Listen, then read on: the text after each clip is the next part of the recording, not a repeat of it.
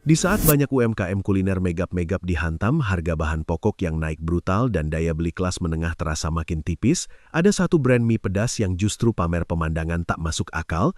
Antrian mengular seperti bagi-bagi sembako murah sampai bikin jalan sekitar macet total. Fenomena ini bukan cuma terjadi sekali dua kali, tapi konsisten di banyak kota, seolah krisis ekonomi tidak pernah mampir ke kasir mereka. Halo Sobat Bisnis, selamat datang di channel Sektor Bisnis. Di video kali ini kita akan membahas rahasia mie gacoan bikin antrian, dari harga, menu, sampai sistem operasional yang efisien. Kita akan bongkar logikanya dengan kepala dingin, tanpa mitos dan tanpa bumbu halu, supaya kalian bisa melihat ini sebagai studi kasus bisnis, bukan sekadar cerita viral di TikTok. Fenomena ini sering bikin pengusaha pemula garuk kepala dan terjebak ilusi berbahaya. Banyak yang buru-buru menyimpulkan kuncinya cuma satu, jual murah. Padahal banting harga tanpa hitungan HPP yang presisi itu ibarat ngebut di jalan tol tanpa rem, kelihatannya kencang di awal, tapi ujungnya bisa hancur sebelum sempat menikmati hasil. Kesalahan klasik di industri FB kita adalah terlalu sibuk mengejar gengsi. Modal ratusan juta dihabiskan untuk interior estetik, lampu temaram, mural Instagramable, tapi lupa bahwa mayoritas pasar Indonesia itu sensitif harga dan lebih peduli porsi kenyang daripada spot foto. Mereka tidak cari tempat paling artsy, mereka cari nilai paling rasional untuk isi dompetnya. Kita juga perlu buang jauh-jauh mitos kolot soal pakai penglaris atau sekadar numpang viral. Brand ini sebenarnya sedang memainkan rekayasa bisnis tingkat tinggi. Mereka merancang sistem yang mengubah keramaian, antrian, dan volume pesanan menjadi mesin uang tunai yang rapi dan terukur, bukan keos yang bikin dapur kewalahan. Di video ini kita akan bedah dapurnya secara blak-blakan, mulai dari cara mereka mengakali margin tipis tanpa bunuh diri finansial, bagaimana buku menu mereka dirancang untuk menjebak psikologi dompet konsumen, sampai sistem kerja karyawan yang dibuat anti ribet dan super cepat, seperti lini produksi pabrik. Semua dirancang bukan untuk terlihat keren, tapi untuk bekerja efisien. Siapkan catatan kalian, karena logika bisnis yang brutal tapi membumi ini relevan buat siapapun.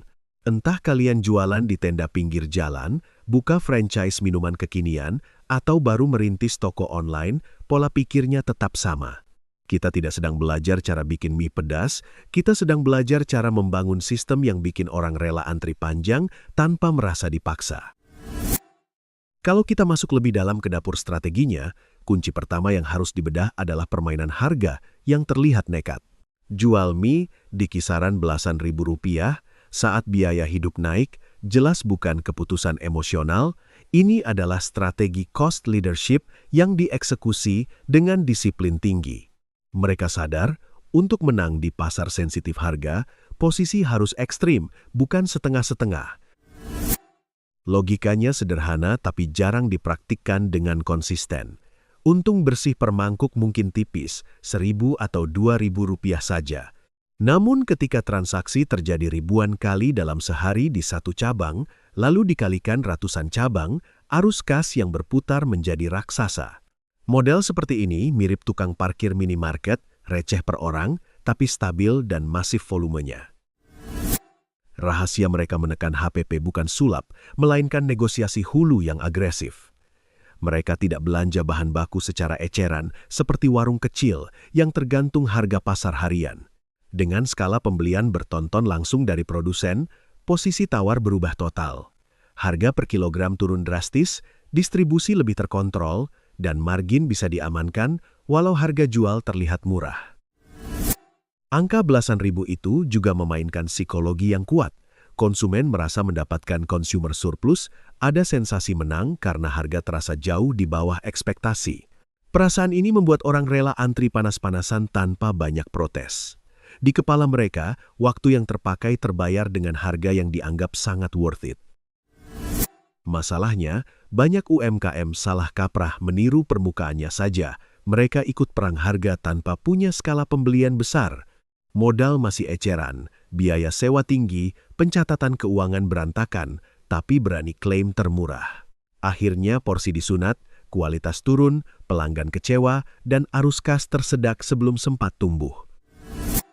Harga mie murah itu sebenarnya bisa berfungsi sebagai loss leader, umpan untuk menarik keramaian fisik dan online. Begitu traffic tercipta, peluang cross-selling dan repeat order terbuka lebar. Strategi ini efektif hanya jika fondasi operasionalnya kuat, karena begitu volume naik tapi sistem rapuh, dapur bisa kolaps dalam hitungan minggu. Pelajaran pentingnya jelas, harga murah bukan karena owner hobi sedekah atau bakar uang investor. Itu adalah hasil akhir dari supply chain yang efisien, kontrol biaya yang ketat, dan keberanian bermain di volume ekstrim. Kalau tiga hal ini tidak kalian miliki, lebih aman cari strategi lain daripada nekat perang harga dan menunggu bangkrut pelan-pelan. Lalu muncul pertanyaan paling masuk akal, kalau mie dijual dengan margin tipis, dari mana sebenarnya sumber keuntungan besarnya? Jawabannya tersembunyi dalam ilmu yang sering diremehkan pelaku F, B, yaitu menu engineering. Di balik daftar menu yang terlihat sederhana, ada komposisi produk yang sengaja disusun untuk menciptakan subsidi silang yang gemuk. Mie pedas berfungsi sebagai magnet utama, produk pancingan yang menarik traffic dalam jumlah masif. Namun begitu pelanggan duduk dan mulai makan, level kepedasan ekstrim bekerja seperti pemicu biologis. Lidah terbakar, tenggorokan kering, tubuh otomatis mencari penyeimbang, dan disitulah minuman manis serta es jumbo masuk sebagai penyelamat yang sangat menguntungkan. Coba hitung secara kasar, modal segelas teh manis atau minuman sirup mungkin hanya Rp2.000 sampai Rp3.000 sudah termasuk air dan es. Tapi, harga jualnya bisa 3 sampai 4 kali lipat. Margin kotor dari minuman inilah yang diam-diam menutup tipisnya keuntungan mie, bahkan menyumbang porsi laba terbesar per transaksi. Logikanya mirip industri printer. Mesinnya dijual murah agar masuk ke rumah sebanyak mungkin, namun keuntungan utama datang dari cartridge tinta yang terus dibeli berulang. Dalam kasus ini, mie adalah printernya, sedangkan minuman dan camilan seperti dimsum menjadi tinta yang perputarannya jauh lebih menguntungkan dalam jangka panjang. Bukan hanya soal harga, desain menu mereka juga minimalis dan fokus. Pilihannya tidak berlembar-lembar seperti buku skripsi. Semakin sedikit varian, semakin mudah mengontrol stok bahan baku, semakin kecil risiko dead stock di kulkas. Uang tidak mengendap menjadi bahan basi yang akhirnya dibuang diam-diam di belakang dapur. Banyak UMKM kafe pemula terjebak ingin terlihat lengkap. Semua ada, dari nasi goreng sampai pasta, dari kopi manual brew sampai milkshake warna-warni. Akibatnya dapur kewalahan, koki bingung saat jam sibuk, waktu tunggu memanjang, dan biaya listrik freezer membengkak hanya untuk menyimpan bahan yang jarang sekali dipesan. Strategi produk yang cerdas justru berani membatasi diri. Cukup 5 atau 6 menu pahlawan yang laku keras setiap hari, dipoles konsisten kualitasnya, dan didukung produk margin tinggi sebagai penopang. Dalam bisnis perputaran cepat, fokus lebih menghasilkan uang tunai yang sehat dibanding variasi berlebihan yang hanya memanjakan ego pemilik usaha. Kalau kita mengintip ke belakang kasir, yang terjadi di dapur bukan suasana restoran santai dengan satu koki andalan yang mengatur segalanya. Sistemnya kaku dan terstruktur seperti jalur perakitan di pabrik. Setiap orang punya peran spesifik, tidak ada yang lompat-lompat tugas seenaknya. Semua bergerak mengikuti alur yang sudah dirancang untuk mengejar kecepatan. Tugas memasak dipecah menjadi pekerjaan repetitif yang sederhana. Ada yang khusus merebus mie dengan timer ketat. Ada yang hanya menakar bumbu, ada yang fokus topping, dan ada tim packing. Dengan pola seperti ini, mereka tidak bergantung pada chef mahal bergaji tinggi. Lulusan SMA pun bisa dilatih cepat karena pekerjaannya sudah distandarisasi dan mudah direplikasi. Kunci konsistensi rasa ada pada central kitchen. Bumbu tidak diracik berdasarkan feeling masing-masing kepala dapur, melainkan dikirim dalam bentuk pasta siap pakai dengan takaran presisi. Sistem ini membunuh variasi rasa antar cabang dan mengurangi risiko ketika karyawan inti resign atau izin mendadak. Standar produk tetap sama meski orangnya berganti. Efeknya bukan cuma soal rasa, tapi juga efisiensi waktu. Karena bumbu sudah siap dan alur kerja jelas, waktu produksi per mangkuk bisa dipangkas drastis. Saat jam sibuk, ratusan pesanan bisa diproses tanpa dapur berubah jadi arena panik.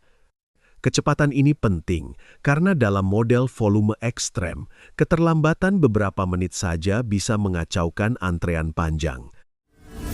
Hubungan mereka dengan ojek online juga bukan hubungan pasif. Driver tidak dianggap pengganggu estetika yang bikin semrawut, tetapi diposisikan sebagai armada distribusi gratis. Pesanan online diperlakukan serius dengan jalur khusus, sehingga arus omzet dari aplikasi tetap lancar tanpa harus berebut dengan pembeli dine-in. Penataan loket dan area tunggu dibuat terpisah tegas antara pelanggan makan di tempat dan driver ojol. Pemisahan ini terlihat sepele, tapi krusial untuk mencegah tabrakan arus manusia. Tanpa desain layout yang jelas, keramaian bisa berubah jadi konflik kecil, komplain menumpuk, dan pengalaman pelanggan rusak hanya karena sistem fisik yang tidak siap. Inilah titik di mana banyak bisnis viral tumbang. Ketika tiba-tiba diserbu pembeli karena tren media sosial, dapur tradisional mereka tidak mampu mengimbangi lonjakan permintaan. Satu pesanan molor setengah jam, antrean macet, emosi pelanggan meledak. Jika usaha kalian lumpuh hanya karena satu orang kunci tidak hadir, berarti yang kalian punya baru kerja keras, belum sistem bisnis yang tahan banting. Selain dapur dan harga, ada satu permainan yang sering luput dari perhatian, yaitu strategi properti. Mereka tidak memaksakan diri menyewa ruko mungil ber-AC di jalan protokol dengan harga selangit hanya demi terlihat premium. Pilihannya justru lahan luas di area sekunder, dekat kampus atau jalur ramai, yang secara hitungan biaya tetap jauh lebih rasional. Dengan menyewa tanah atau bangunan eks-gudang yang areanya besar, biaya sewa per meter persegi bisa ditekan. Fixed cost bulanan jadi lebih ringan dibanding lokasi kecil, tapi mahal. Selisih biaya ini memberi ruang napas untuk bermain di harga murah tanpa tercekik beban sewa yang menggerus margin setiap hari. Konsepnya mirip maskapai bertarif rendah. Untuk menutup biaya dari tiket murah, pesawat harus diisi kursi sebanyak mungkin. Di sini logikanya sama, kapasitas tempat duduk harus raksasa. Ratusan kursi berarti potensi ratusan transaksi dalam satu gelombang jam makan, membuat volume penjualan mampu menutup margin tipis per porsi. Lahan parkir yang luas bukan sekadar pelengkap, tapi mesin omzet yang sesungguhnya. Di budaya komuter seperti Indonesia, mayoritas pelanggan datang dengan motor. Kalau parkirnya sempit dan bikin ribet, seenak apapun makanannya, orang malas kembali. Parkiran lega mempercepat arus datang dan pergi, sekaligus mendukung driver ojol yang keluar masuk tanpa drama. Menariknya lagi, desain ruangannya tidak dibuat terlalu nyaman untuk berlama-lama. Lampu terang, suara dapur terdengar jelas, kursi cenderung sederhana tanpa sofa empuk.